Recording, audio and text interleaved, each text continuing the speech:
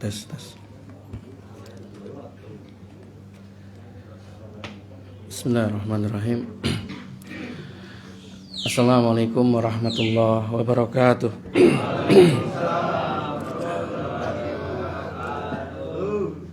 Innal hamdalillah nahmaduhu wa nasta'inuhu wa nastaghfiruh wa na'udzu billahi min syururi anfusina wa min sayyiati a'malina. May yahdihillahu fala mudhillalah wa may yudlil fala hadiyalah. Asyhadu an la ilaha illallah wahdahu la syarikalah wa asyhadu anna Muhammadan abduhu wa rasuluh. Qala Allah Ta'ala, ya ayyuhalladzina amanu taqullaha haqqa tuqatih wa la tamutunna illa wa antum muslimun. Wa qala ta'ala, ya ayyuhalladzina amanu taqullaha wa qulu qawlan sadida yuslih lakum a'malakum wa yaghfir lakum dhunubakum wa may yuti'illaha wa rasulahu faqad faza fawzan 'azima. Fa inna asdaqal hadithi kitabullah wa khairal hadi hadi Muhammadin sallallahu alaihi wasallam wa syarral umuri muhdatsatuha wa kullu muhdatsatin bid'ah wa kullu bid'atin dhalalah wa kullu dhalalatin finnar. Amma ba'd. Hadirin sekalian, Bapak-bapak rahimani wa rahimakumullah. Alhamdulillah, segala puji dan syukur kita panjatkan kehadirat Allah Subhanahu wa taala yang telah memberikan segala limpahan nikmat dan karunia-Nya kepada kita semua. Wabil khusus nikmatus sihat ya, nikmatul iman, juga nikmatut taufik, sehingga kita dapat berkumpul kembali di majelis untuk mengkaji beberapa sabda-sabda Rasulullah SAW ya. Semoga Allah Subhanahu wa taala meridhoi apa yang kita usahakan ini.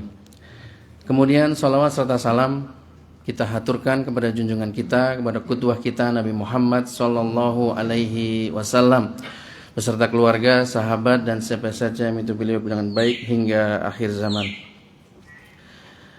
Hadirin sekalian rahimani wa rahimakumullah.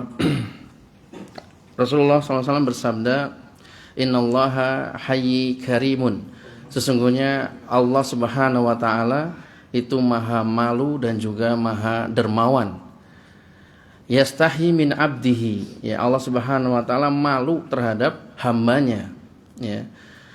Jika idza rafa'a yadayhi, jika hambanya itu mengangkat kedua tangannya, ya. Ayaruddahuma sifron. Kemudian hamba tersebut selesai berdoa dalam keadaan kosong, tidak membawa apa-apa. Nah, ini Allah Subhanahu wa taala malu terhadap hamba yang sudah berdoa kepada Allah tapi pulang dengan tangan kosong ya. Ini menunjukkan bahwasanya Allah Subhanahu wa taala tidak akan menyia-nyiakan setiap doa yang kita lantunkan kepada Allah Subhanahu wa taala. Terlepas dari mungkin ya Allah tidak mengijabahi pada saat itu juga ya, tidak kontan, bisa jadi ditunda di saat yang lebih tepat ya, sesuai dengan hikmah Allah Subhanahu wa taala. Atau bahkan ditunda, dia dibalas pada saat hari kiamat di akhirat kelak ya. Ini ya semua ada hikmah dari Allah Subhanahu wa taala. Setidaknya ketika kita berdoa, kita sudah beribadah kepada Allah Subhanahu wa taala. Jadi setidaknya kalau misalnya Allah tidak mengabulkan sekarang, kita setidaknya sudah dapat apa? Pahala dari doa yang kita lantunkan. Nah, Dalam hadis ini menunjukkan ya bahwasanya Allah Subhanahu wa taala memiliki sifat malu, dan sifat malu ini adalah sifat yang sempurna bagi Allah Subhanahu wa taala, dan tidak pantas bagi kita untuk menyamakan rasa malu Allah dengan rasa malu makhluknya. Nah, ya. Kemudian kita lanjutkan kembali pembahasan tentang Kitabul Jami dari Bulughul Maram, ya. Di bab adab, ya, kita telah mengambil 2 hadis, ya, di pertemuan sebelumnya, di mana hadis yang pertama terkait hak-hak sesama muslim, ya. Ada yang masih ingat hak-hak sesama muslim? Ada 6. Masih ada yang masih ingat? Jika bertemu mengucapkan salam. Kemudian jika diundang maka mendatanginya, ya. Kemudian jika ada yang memberikan meminta nasihat maka berikanlah nasihat. Kemudian jika ada yang bersin kemudian dia mengucapkan alhamdulillah maka dijawab yarhamukallah, ya. Kemudian yang kelima, jika sakit maka kita mengunjunginya atau menjenguknya. Kemudian yang keenam adalah jika ada yang meninggal maka kita iringi jenazahnya. Nah, itu hak-hak sesama muslim, ya, yang utama, ya. Dan juga ada hak-hak yang lain dalam hadis-hadis yang lain. Kemudian di hadis yang kedua, ya, terkait dengan sabda Rasulullah SAW, ungduru ila man huwa asfala minkum, ya. Lihatlah kepada orang yang ada di bawah kalian secara nasib, ya, secara duniawi, ya. Wala tangduru ila man huwa fauqakum, dan janganlah kalian melihat kepada orang yang di atas kalian, ya. Karena hal tersebut azdaru alla tasdaru nikmatallah alaikum, ya, karena itu lebih pantas, lebih pas, ya, untuk agar kalian tidak meremehkan nikmat Allah Subhanahu wa taala kepada kalian. Ya, ini 2 hadis yang telah kita pelajari di pertemuan sebelumnya. Kemudian hadis berikutnya dari An-Nawas bin Sam'an radhiyallahu anhu, beliau berkata, sa'altu Rasulullah sallallahu alaihi wasallam, aku pernah bertanya kepada Rasulullah sallallahu alaihi wasallam, anil birri wal ism, tentang kebaikan dan juga dosa, ya. Jadi Nawas bin Sam'an radhiyallahu anhu bertanya tentang kebajikan dan dosa. Apa itu kebajikan, apa itu dosa? Ya, maka Rasulullah SAW menjawab, al-birru, ya, husnul khuluq. Ya, kebaikan itu adalah akhlak yang baik. Ya. Wal ismu, sedangkan dosa adalah mahaka fi sodrika wa karihta ayat taliya alaihin nas. Ya. Dosa itu adalah sesuatu yang membuat hatimu ragu, membuat hatimu bergejolak, ya, merasa tidak tenang, ya, dan engkau tidak suka jika perbuatan itu dilihat oleh orang lain. Ya, ini adalah indikator, ya, indikator tentang kebajikan dan dosa. Ya, hadis muttafaqun alaih, ya, riwayat Sahih Imam Bukhari dan Imam Muslim. Baik.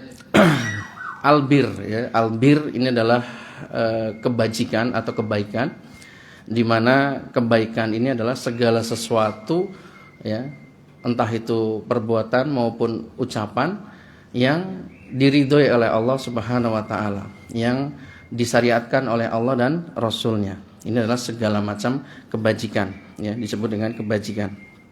Ya. Di sini dalam hadis ini Rasulullah SAW, ya, memberikan gambaran secara global bahwasanya kebajikan itu adalah direpresentasikan dengan akhlak yang baik, ya. Dengan akhlak yang baik maka ini sudah merupakan kebajikan, ya. Di mana akhlak yang baik ini tentunya kita sudah punya qudwah, ya, sudah punya teladan terkait dengan siapa yang menjadi teladan kita dalam masalah akhlak, yaitu Rasulullah sallallahu alaihi wasallam, ya.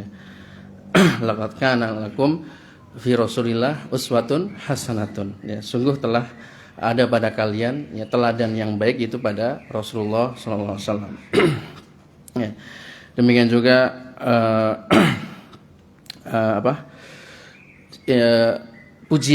pujian dari Allah Subhanahu wa taala tentang kepada Rasulullah sallallahu alaihi wasallam terkait dengan akhlak beliau ya.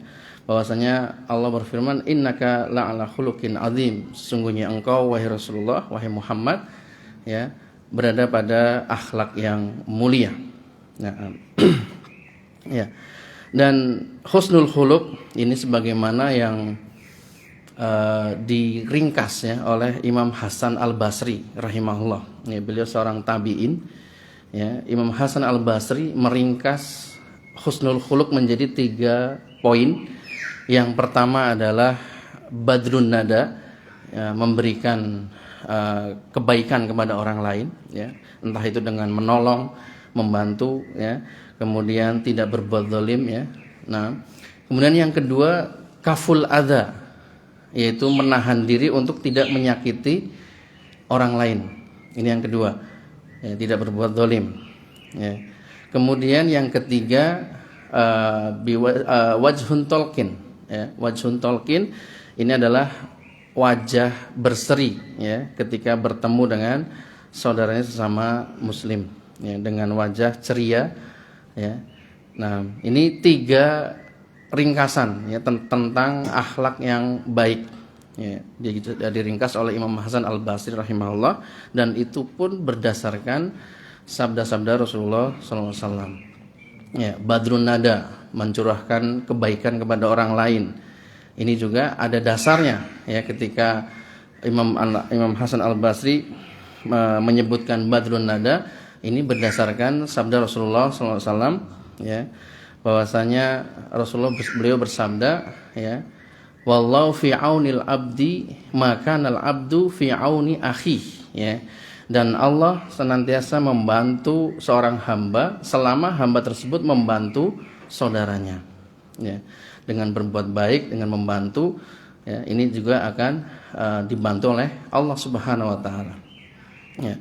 Kemudian kaful adza ya, menahan diri untuk tidak menyakiti orang lain, berbuat zalim kepada orang lain. Ini juga ya dengan dasar yang banyak dari dalil-dalil Al-Qur'an maupun Sunnah ya, diantaranya adalah hadis qudsi ya. Dalam sebuah hadis qudsi Allah Subhanahu wa taala berfirman ya, inni haramtu dzulma ala nafsi ya wa haramtu alaikum ya, sesungguhnya aku mengharamkan kedzaliman atas diriku dan juga aku mengharamkan atas kalian. Fala tadzalamu, maka janganlah kalian saling berbuat zalim ya. Ini adalah dasar untuk menahan diri untuk tidak menyakiti orang lain. Entah itu dengan ucapan, entah itu dengan perbuatan. Ya. Kemudian juga wajah ceria.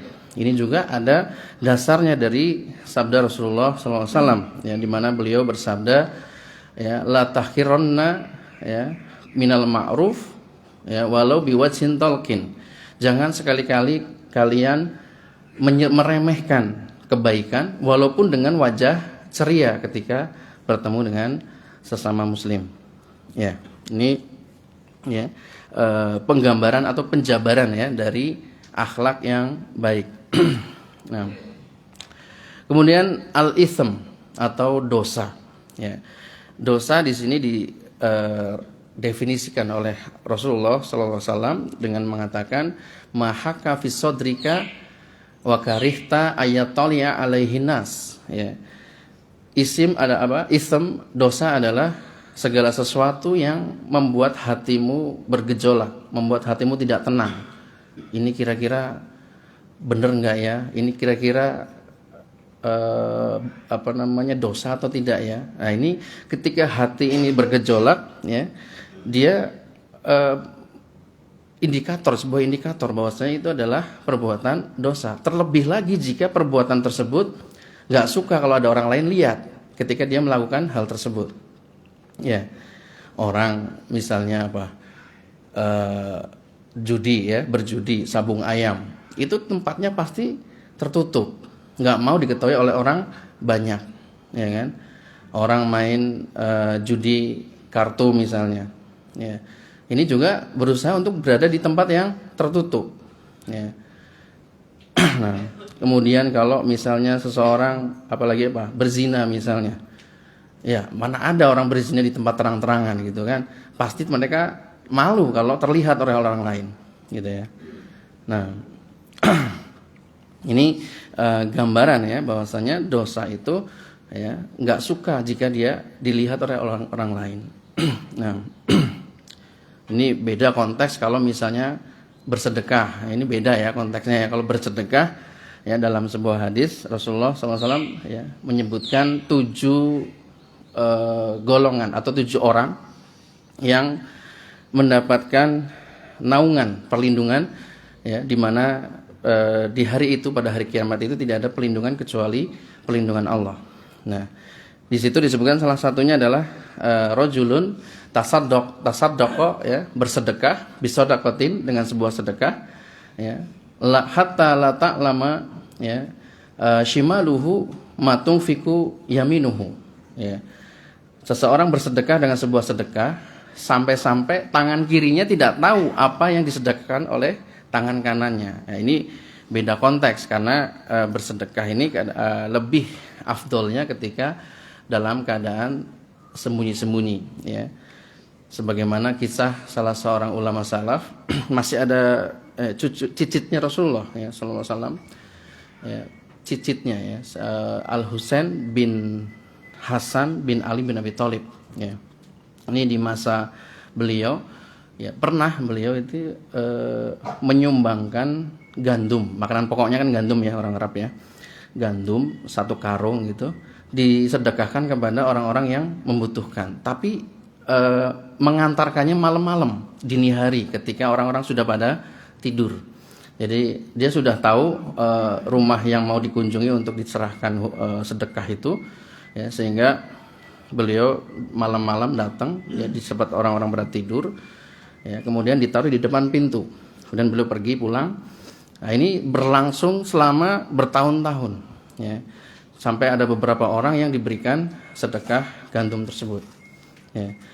Nah, ketika tadi Al Husain bin Hasan bin Ali bin Abi Thalib ini ya, cicitnya Rasulullah ini meninggal, orang-orang baru sadar ternyata yang selama ini memberikan mereka gandum itu adalah ini tadi yang sudah meninggal tadi. Ya.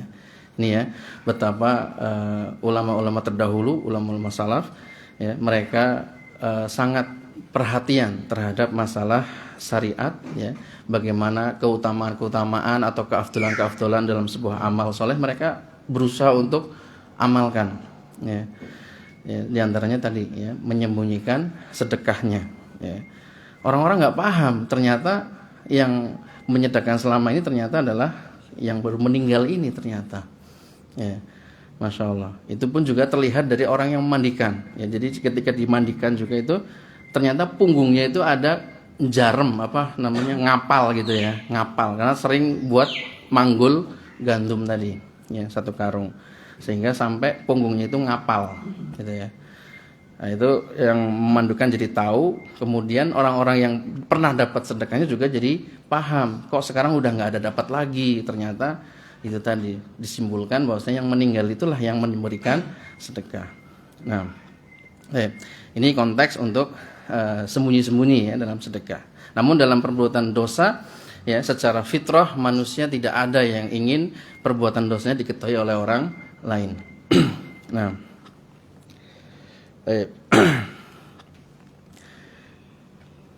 kemudian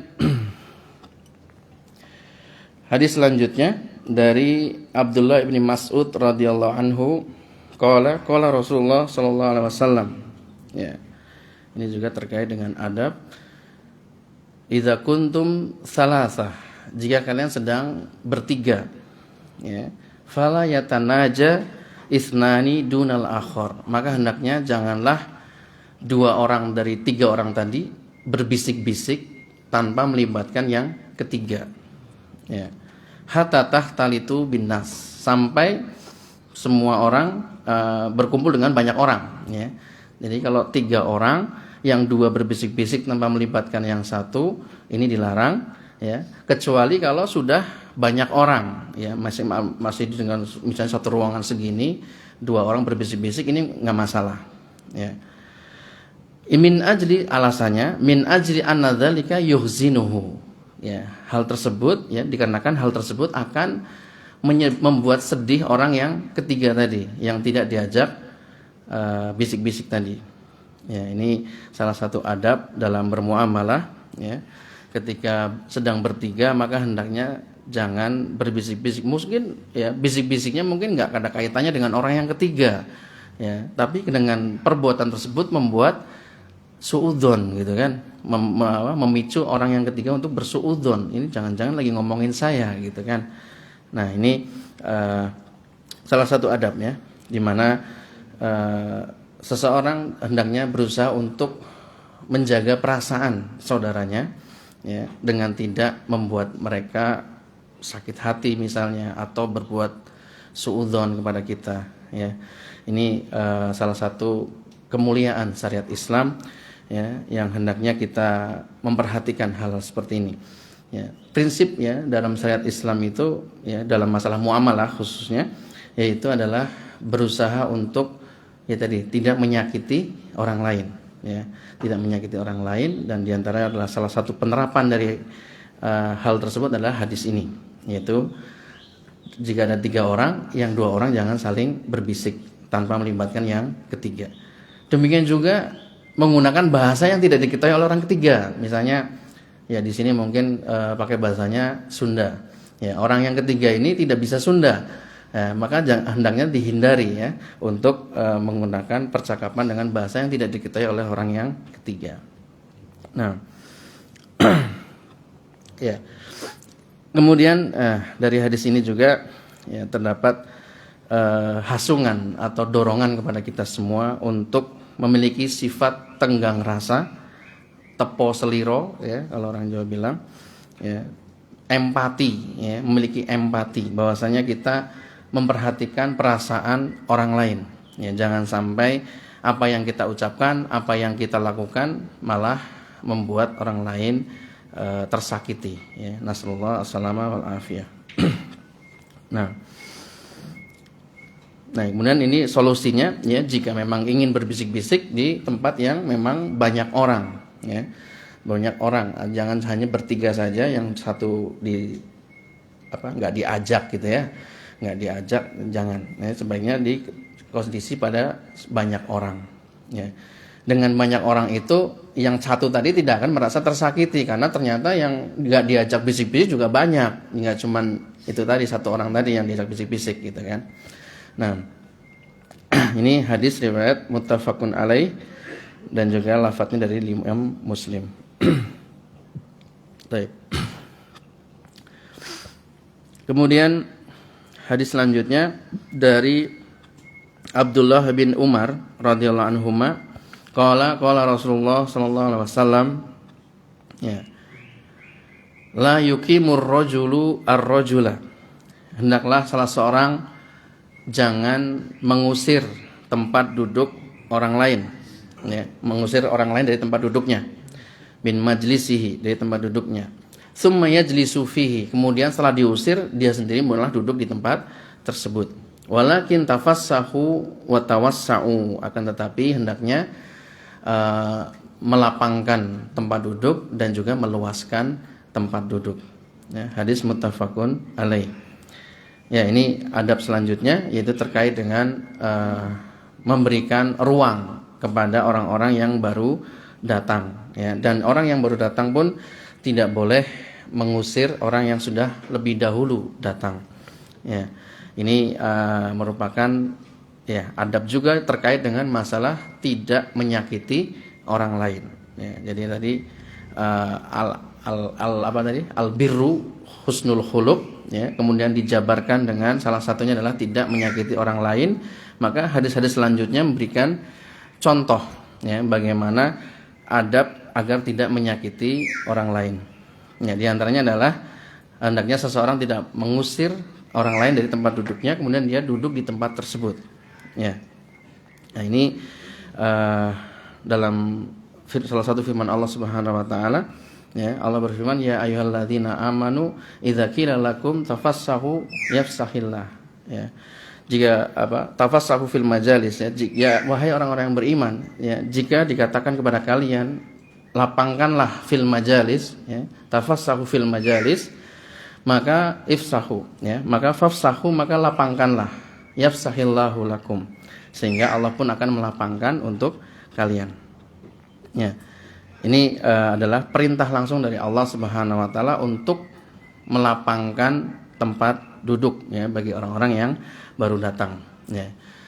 Apalagi di momen seperti sholat Jumat, ya. Sholat Jumat itu malah dilarang, ya, kita untuk menempati tempat duduk orang lain, ya. Jadi misalnya orang lain sudah duduk di situ, kemudian dia mungkin batal, kemudian dia menuju ke tempat wudhu. Nah, kita nggak boleh menempati yang kosong tadi, ya, karena asumsinya ketika dia nanti setelah selesai wudhu, dia akan kembali ke tempat tersebut, ya, sehingga kita dilarang untuk mengisi kekosongan tersebut, ya, jika memang kondisinya karena faktor tadi batal, kemudian dia berwudhu, ya. Tapi kalau memang ada indikasi bahwasanya dia meninggalkan majelis itu karena memang ingin pindah tempat, ya, maka ini tidak masalah jika dia harus menempati yang kosong tadi. Nah, kemudian juga dalam momen salat Jumat juga kita dilarang untuk melangkahi, ya, melangkahi orang-orang yang duduk, ya, sedang duduk. Ya, ini kita dilarang, ya, untuk melangkahi mereka, melangkahi pundak-pundak mereka, ya. Nah,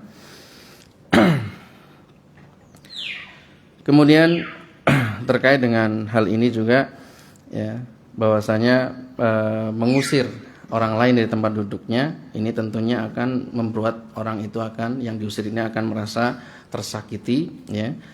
Terlebih jika itu di tempat yang banyak orang, ya, maka akan membuat malu juga, gitu kan, ya, sehingga ini dilarang, ya, oleh Rasulullah SAW. Nah, berbeda misalnya konteksnya dalam sebuah pertemuan, ya. Nanti di baris depan misalnya kursinya sudah disediakan oleh panitia untuk tamu undangan misalnya. Kemudian yang di baris kedua sampai ke belakang itu untuk peserta. Nah, ini kalau misalnya ada peserta tiba-tiba duduk di tempat yang disediakan untuk panitia untuk tamu undangan, nah ini yang nggak boleh, ya. Tetap, ya, kita harus tahu protokolernya seperti apa, gitu kan, ya. Nah, jadi ini bukan maksudnya untuk diterapkan dalam hadis ini. Nah, baik. Kemudian hadis selanjutnya dari Abdullah ibni Abbas radhiyallahu anhuma, beliau berkata, qala Rasulullah sallallahu alaihi wasallam. Nah, ini tentang masalah makan. Beliau sallallahu alaihi wasallam bersabda, idza akala ahadukum ta'aman, jika salah seorang dari kalian makan sebuah makanan, fala yamsah yadahu, maka hendaknya janganlah dia mencuci tangannya, hatta yal'aqaha, hingga dia menjilat tangannya, au yul'iqaha, atau tangannya dijilatkan kepada pasangannya, istrinya, suaminya, atau anaknya. Hadis muttafaqun alaih. Nah, ini tentang adab makan ketika menggunakan tangan, ya, bukan dengan sendok, ya. Hendaknya seseorang ketika makan dengan tangan, ya, dia setelah selesai makan berusaha untuk menjilat, ya, menjilat apa yang sudah ada di tangan, entah itu dalam bentuk mungkin ada sisa-sisa nasi, sisa-sisa kuah, gitu, ya.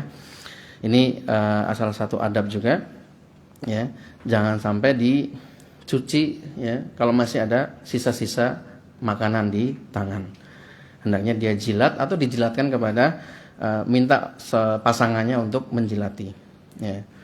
Nah, ini hikmahnya apa? Hikmahnya adalah agar kita tidak sampai membuang makanan, hatta satu nasi sekalipun, ya. Satu nasi yang tersisa di tangan jangan sampai terbuang di saluran pembuangan air, ya, bercampur dengan kotoran, ya. Saluran air wastafel biasanya kan bareng sama pembuangan kamar mandi, gitu, ya.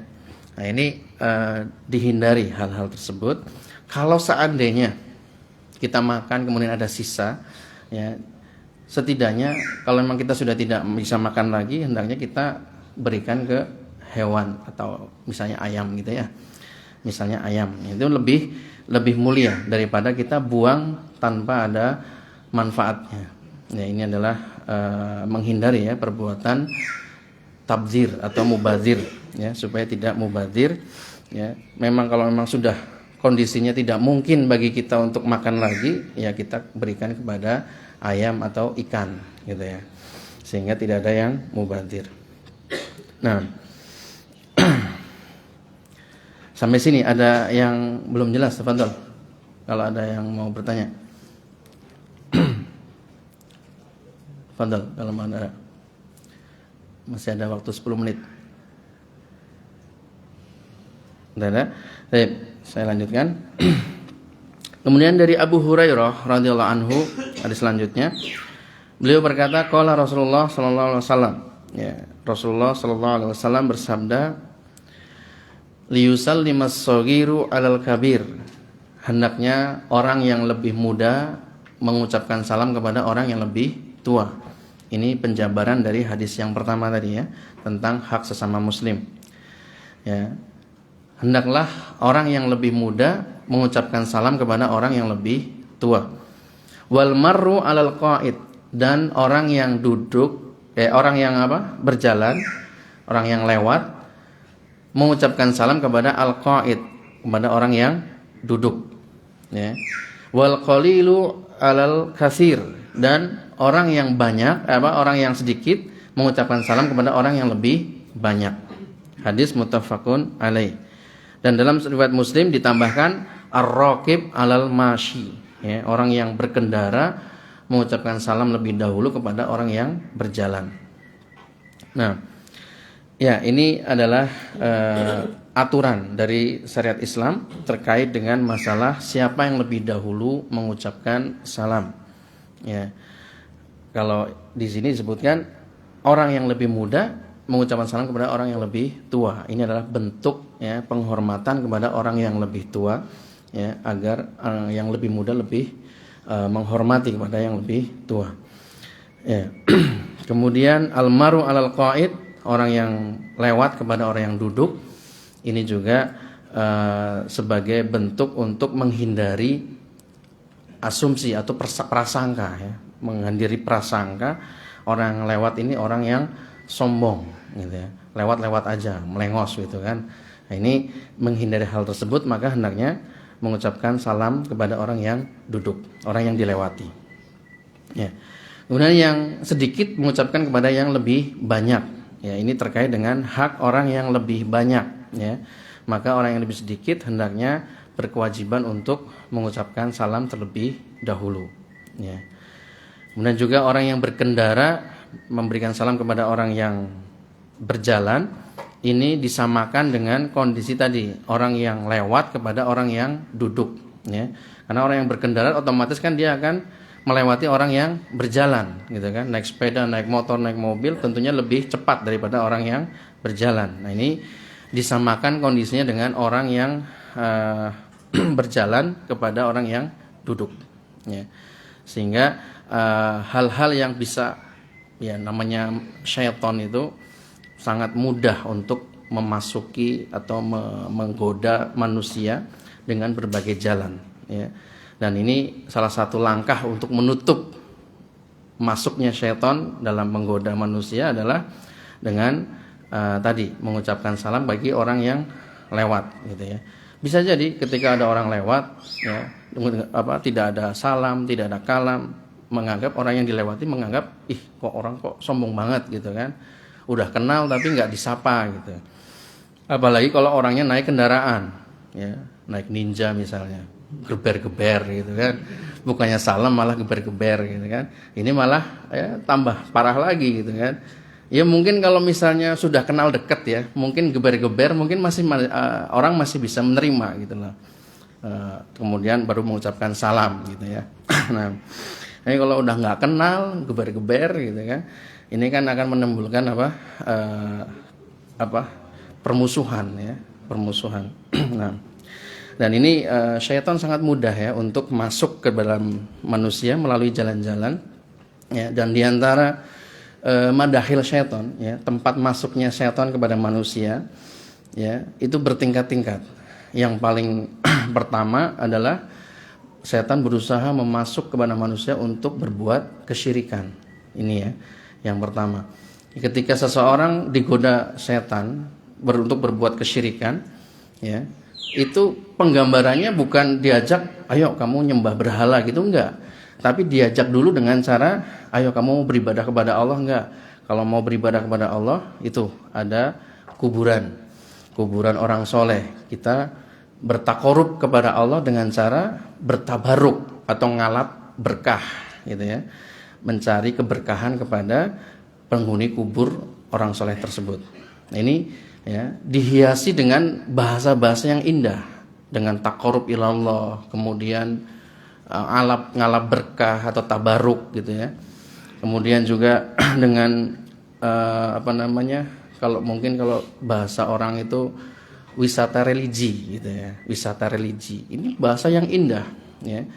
Nah, pada hakikatnya ketika seseorang mendatangi kuburan orang soleh, kemudian dia minta hajat, ya, mintanya kepada Allah, ya, ya Allah, saya minta katakanlah rezeki, ya, dengan keberkahan dari orang soleh ini, ya, bil barokati fulan, Mbah Fulan atau Kiai Fulan. Nah, ini ya yang menyebabkan seorang menjadi kesyirikan. Dia mintanya kepada Allah tapi diembel-embeli dengan minta berkah dari penghuni makam tadi.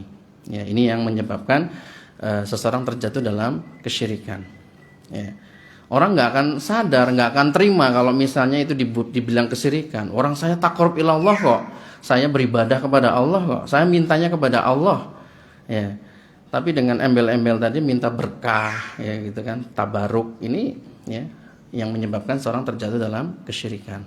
Ya. Itu ada dalam yang saya pernah lihat di medsos itu doanya itu Rabbana sahil lana bil fulus, ya. Rabbana sahil lana bil fulus, kertas abang alus-alus gitu. Ya, dengan logat sholawatan gitu ya. Nah, tapi ujung-ujungnya bil barokah Mbah Fulan, misalnya siapa kayak Fulan gitu. Ini yang dilarang oleh Allah dan Rasulnya. Ya. Apalagi dia mintanya di depan makam. Ya, seandainya dia mintanya di rumah dia, ya Allah minta fulus gitu, itu nggak masalah, boleh. Itu namanya doa masalah, ya, minta doa sesuai dengan hajat yang dia inginkan, gitu ya. Ada doa ibadah, ada doa masalah. Nah, kemudian kalau misalnya orang itu bisa lewat atau lulus ya untuk tidak tergoda untuk berbuat kesyirikan, maka tingkatan selanjutnya setan akan menggoda seseorang untuk berbuat kebid'ahan. Nah, ini juga sama. Nggak ada setan yang mengatakan ayo kita berbuat bid'ah, nggak mau, orang-orang nggak akan mau, ya. Tapi dibungkus dengan bahasa-bahasa yang halus, dengan bahasa-bahasa yang indah, ya, yang mengandung makna-makna agama, gitu ya. Misalnya, ayo kita karena kita cinta kepada Rasul, ayo kita katakanlah memperingati hari kelahiran Rasulullah, ya, sama kayak Nabi Isa diperingati peringatan hari kelahiran Nabi Isa. Ini juga ya akan terjatuh dalam kebid'ahan, ya. Seandainya memperingati hari kelahiran Rasulullah itu benar dan disyariatkan, siapa yang lebih berhak lebih dahulu untuk melakukannya? Tentu para sahabat. Sahabat Rasulullah pasti akan menjadi orang-orang yang pertama untuk melakukannya, ya. Namun apa yang terjadi? Ternyata jauh setelah Rasulullah meninggal, ya, beberapa dekade setelahnya baru mulai muncul orang-orang yang memperingati hari kelahiran Rasulullah SAW. Bahasanya bagian dari cinta Rasul, ya.